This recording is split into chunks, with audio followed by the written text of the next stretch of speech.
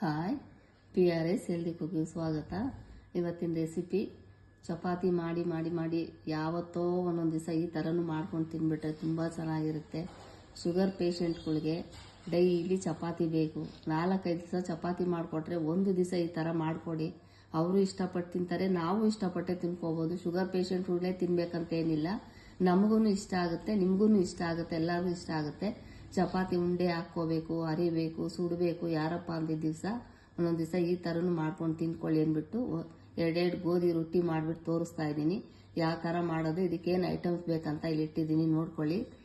ಒಂದೇ 1 ಕಪ್ಪು ಗೋಧಿ ಹಿಟ್ಟು, ಬೇರೆ ಯಾವ ಹಿಟ್ಟನ್ನು ಮಿಕ್ಸ್ ಮಾಡ್ಕೊಳಕ್ಕೆ ಹೋಗಬೇಡಿ. ಗೋಧಿ ಹಿಟ್ಟು, ಸ್ವಲ್ಪ ಮೆಣಸಿನ ಪೌಡ್ರು, ಕೊತ್ತಂಬರಿ ಸೊಪ್ಪು, ಈರುಳ್ಳಿ, ಉಪ್ಪು, ಇದಿಷ್ಟೇ ಐಟಮ್ಸ್ ಹಾಕ್ಬಿಟ್ಟು ತುಂಬ ಟೇಸ್ಟಾಗಿರುತ್ತೆ, ತುಂಬ ಚೆನ್ನಾಗಿರುತ್ತೆ. ಯಾಕಂದರೆ ಡೈಲಿ ಚಪಾತಿ ಮಾಡೋರ ಮನೆಗಳಲ್ಲಿ ನೋಡಿದ್ದೀನಿ ನಾನು. ಡೈಲಿ ಬೇಕೇ ಬೇಕು, ಅಥವಾ ಬೆಳಗ್ಗೆ ಬೇಕು ಅಥವಾ ನೈಟ್ ಬೇಕು ಚಪಾತಿ. ಒಂದೊಂದು ದಿವಸ ಈ ಥರನೂ ಮಾಡ್ಕೊಳ್ಳಿ, ಈಸಿಯಾಗೂ ಇರುತ್ತೆ, ಐಟಮ್ಸು ಕಡಿಮೆ, ಬೇಗನೂ ಆಗೋಗುತ್ತೆ, ಟೇಸ್ಟಿಯಾಗೂ ಇರುತ್ತೆ. ಇದನ್ನ ಹೇಗೆ ಮಾಡೋದಂತ ತೋರಿಸ್ತೀನಿ, ನೋಡ್ಕೊಳ್ಳಿರಂತೆ ಬನ್ನಿ. ನೋಡಿ, ಗೋಧಿ ಹಿಟ್ಟು ಅಲ್ಲಿ ಬೌಲ್ಗೆ ಹಾಕಿದ್ದೀನಿ. ಈರುಳ್ಳಿ ಸ್ವಲ್ಪ ಜಾಸ್ತಿನೇ ಹಾಕ್ಕೊಳ್ಳಿ, ಈರುಳ್ಳಿ ಹಾಕ್ಕೊಂಡಷ್ಟು ತುಂಬ ಟೇಸ್ಟ್ ಇರುತ್ತೆ. ಮೆಣಸಿನ ಪೌಡ್ರು ಸ್ವಲ್ಪ ಹಾಕ್ಕೊಳ್ಳಿ, ಎಷ್ಟು ಬೇಕೋ ಅಷ್ಟು ಹಾಕ್ಕೊಳ್ಳಿ ಮೆಣಸಿನ ಪೌಡ್ರು. ಕೊತ್ತಂಬರಿ ಸೊಪ್ಪು ಸ್ವಲ್ಪ ಜಾಸ್ತಿನೇ ಹಾಕ್ಕೊಳ್ಳಿ, ತುಂಬ ಚೆನ್ನಾಗಿ ಬರುತ್ತೆ ರೊಟ್ಟಿ. ಉಪ್ಪು ನಾನು ಅಂದಾದ್ಮೇಲೆ ಕೈಯಲ್ಲಿ ಹಾಕ್ತೀನಿ, ನೀವು ಸ್ಪೂನಲ್ಲಿ ಹಾಕ್ಕೊಂಡು ಕಲಿಸ್ಕೊಳ್ಳಿ, ಜಾಸ್ತಿ ಹಾಕ್ಕೊಬಿಟ್ಟಿರ. ಎಷ್ಟು ಬೇಕೋ ಅಷ್ಟು ಹಾಕ್ಕೊಂಡು ನೋಡಿ, ಕೈಯಲ್ಲಿ ಈ ಥರ ಹಾಕ್ಕೊಂಡು ಸ್ವಲ್ಪ ನೀರು ಹಾಕ್ಕೊಂಡು ಚೆನ್ನಾಗಿ ಕಲಿಸ್ಕೊಂಡ್ಬಿಡಿ. ನೀವು ಹೆಂಗಾದ್ರೂ ಪೇಪರ್ ಮೇಲೆ ತಟ್ಟಾಗಿದೆ ಸ್ವಲ್ಪ ಗಟ್ಟಿ ಕಲಿಸ್ಕೊಳ್ಳಿ, ಅಥವಾ ನಾವು ಹೆಂಚ ಮೇಲೆ ತಟ್ಟು ಹಾಕೋತೀವಿ ಅಂದರೆ ಪರವಾಗಿಲ್ಲ, ಸ್ವಲ್ಪ ತೆಳುವಾದ್ರೂ ಪರವಾಗಿಲ್ಲ. ಪೇಪರ್ ಮೇಲೆ ತಟ್ಟು ಹಾಕೋಂಗಿದ್ರೆ ನೀವು ಚಪಾತಿ ಹಸಿಟ್ಟು ಏನು ಕಲಿಸ್ಕೊತೀರಾ ಅದೇ ಥರನೇ ಕಲಿಸ್ಕೊಳ್ಳಿ. ನೋಡಿ, ಕಲಸಿದ್ದಾಗಿದೆ. ನೀವು ಇದೇ ಥರನೇ ಕಲಿಸ್ಕೊಂಡ್ಬಿಟ್ಟು ಒಂದು 2 ನಿಮಿಷ ಪ್ಲೇಟು ಮುಚ್ಚಿಬಿಡಿ. ಅದ್ರ ಮೇಲೆ ನೋಡಿ, ಹೆಂಚ ಮೇಲೆ 1 ಸ್ಪೂನಷ್ಟು ಎಣ್ಣೆ ಹಾಕ್ಕೊಂಬಿಡಿ.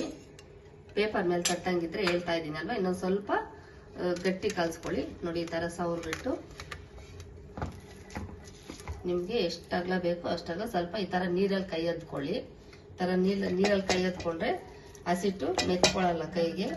ನೋಡಿ, ಈ ಥರ ಹಾಕ್ಬಿಟ್ಟು ಎಷ್ಟು ತೆಳ್ಳಗೆ ಬೇಕೋ ಅಷ್ಟು ತೆಳ್ಳಗೆ ನೀರಲ್ಲಿ ಕೈ ಅದ್ಕೊಂಡು ತಟ್ಕೊಳ್ಳಿ. ಎಷ್ಟು ತೆಳ್ಳಗೆ ಬೇಕೋ ಬರುತ್ತೆ, ಸೂಪರ್ ಆಗೂ ಇರುತ್ತೆ. ನಮ್ಮನೇಲಿ ಇವತ್ತು ಗೋಧಿ ರೊಟ್ಟಿ, ಯಾಕಂದರೆ ಯಾರೂ ಇರಲಿಲ್ಲ, ನಾವಿಬ್ಬರೇ ಇದ್ದಿದ್ದು, ಹಂಗಾಗಿ ಗೋಧಿ ರೊಟ್ಟಿ ಮಾಡ್ಕೊಂಡು ತಿನ್ಕೊಳ್ಳೋಣ ಅಂತ ಮಾತಾಡಿಕೊಂಡು ಗೋಧಿ ರೊಟ್ಟಿ ಮಾಡಿಬಿಟ್ಟು ನಿಮಗೂ ತೋರಿಸೋಣ ಅಂದ್ಬಿಟ್ಟು ಮಾಡ್ತಾ ಇದ್ದೀನಿ.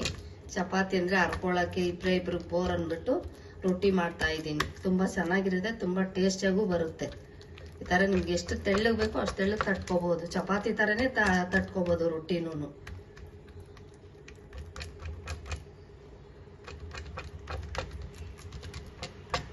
ಇದಕ್ಕೆ ಉರಿ ಮೀಡಿಯಮಲ್ಲೇನು ಇಟ್ಕೋಬೇಡಿ, ಉರಿ ನಾರ್ಮಲಾಗೆ ಇಟ್ಕೊಳ್ಳಿ. ಇಟ್ಕೊಂಡ್ಬಿಟ್ಟು ಮೇಲೆ ಒಂದು ಸ್ಪೂನಿಂದ 1.5 ಸ್ಪೂನು ಎಣ್ಣೆ ಹಾಕ್ಕೊಂಬಿಡಿ.